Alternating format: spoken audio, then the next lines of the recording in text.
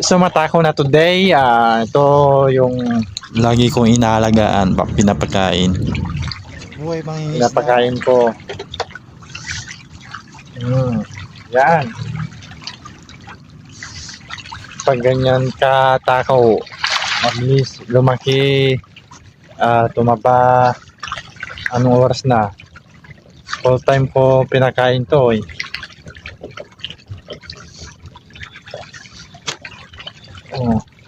Mula umaga hanggang ngayon kumakain pa rin. Ang naipapakain namin mga sako, kada sako is 5 dahil maliliit pa. Tagal maubos tong isa eh. Pag malalaki na sana